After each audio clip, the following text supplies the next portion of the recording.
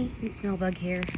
I still haven't made any like tutorial videos for the heart projects with Melbug. I swear I'm getting to them. It's been a long road right now. I'm actually at my family's house, my parents' house, recovering from a bariatric surgery that I just had on Wednesday.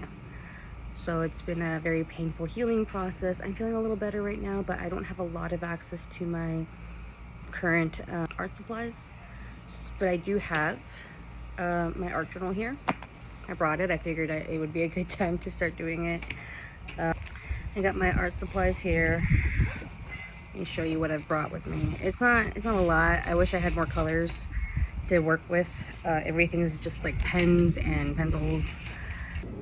So I've got my case. This is my micro tip pens, which I really like using. I haven't used them in a while though. A mechanical pencil and a eraser that I got from Chinatown. Some charcoal pencils. Oh, and a single pen that I might write with. That's my writing pen. I drew something in my art journal recently that I kind of want to share. A couple things actually. So there's a drawing that I kept kind of coming back to, a type of drawing that kind of resembles how I was feeling, how I've been feeling in my body. I went through a lot of trauma in my, which is what caused me to start overeating, binge eating. I coped with binge eating. That was rough, and that I didn't used to be as heavy as I am, and now I am. So it's affected my health a lot, my breathing at night, and just the feeling of how I feel in my body, which is trapped. I often feel trapped in my body, like it's too heavy and too clunky and I don't really belong in it. It's not the way I wanted it to be. It's not how I feel, like trapped in it, I guess, for lack of a better word. But this is a drawing that keeps coming up in my art journal. It's like my body is a mech suit trying to be happy, and then there's me trying to clumsily make it work. And then it comes up again here, my mech suit, and just me kind of in here. And it came up a couple other times, I think. But when I came home, my family's house, the day after I woke up, I think, Thursday or Friday, I had brought my tarot cards with me to, I like tarot. I am a witch. That is another thing, but that's not what this account is for. I sometimes will include tarot in my life just to get a little peace of mind. Did a reading for myself. Ambrosius, shush. Oh, I should probably let him in. He wants to go inside. Hold on. Which is one of my favorite songs. Did a tarot reading, and it was good. It was really helpful. It was really positive. The cards, I think, I wrote them down. The main card that I focused on was the last card of the 3-card spread, was the sun, which is a symbol of triumph and victory, which is really what I needed to hear, because I feel like I haven't had a lot of those. I feel like I haven't had a lot of wins, but I ended up drawing this as a result. It's got the sun, the tarot number.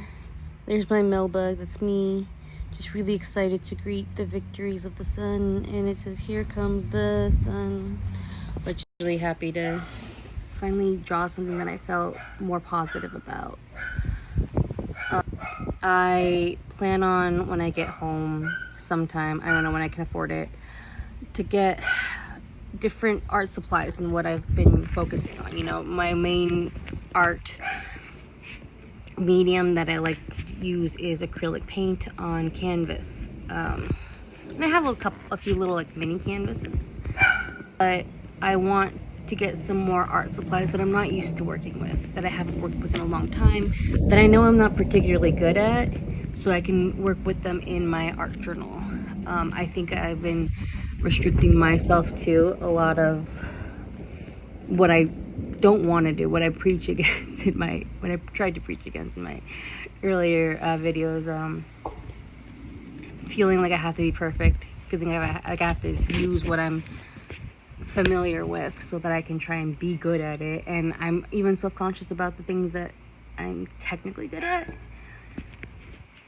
But like I'm not even, I don't know. Well, anyway, so I want to get some pastels, soft pastels, oil pastels, and colored pencils.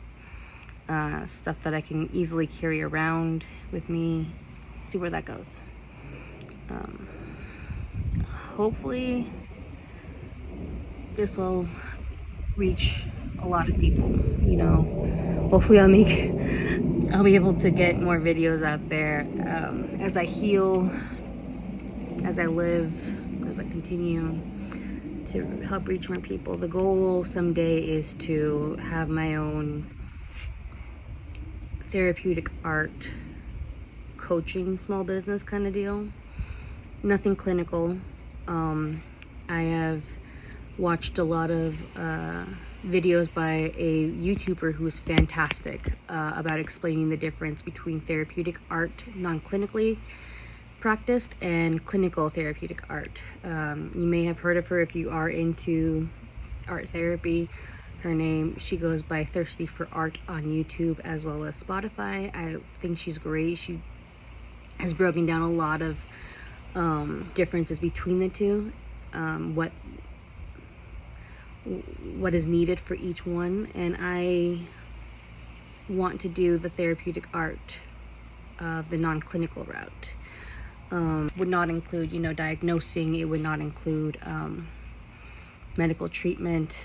It would simply just get a feel of like what you're feeling, what you're going, not even, it doesn't have to be a deep dive, but like just your feelings, just what are you feeling and how to express them, how to get them out in healthy ways.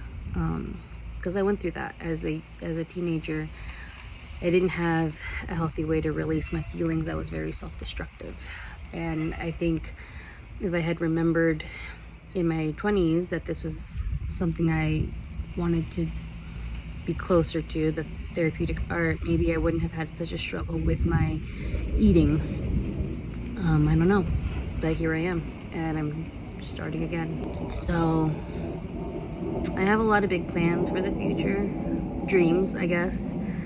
I want to meet people who want to meet me, and I'll work with them, tailor little artistic, creative homework assignment projects, and see where that leads them, see how that makes them feel, see how that affects them, see if it just helps them feel more free to be expressive.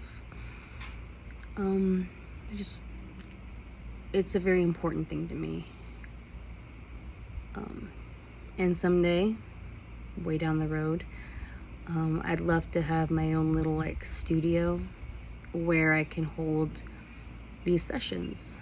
It's just full of art supplies and a record player, and like I like music. I love working with music, so I put like a record player with all my records there. I'd have my cassette player. I do have oh, I forgot what the brand is, but it's an old like 80s record cassette player that I got for Christmas a couple years ago that I make mixtapes on. I do want to get into a project about mixtapes later down the road. It won't be in an art therapy book.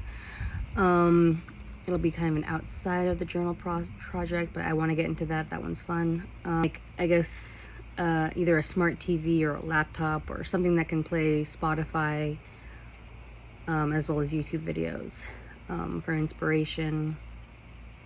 Get some like cozy chairs in there, some bean bags or whatever. And I want to work with a lot of different ages and just help. It's a passion of mine. Art and mental health, art and self-expression for the sake of mental health. So I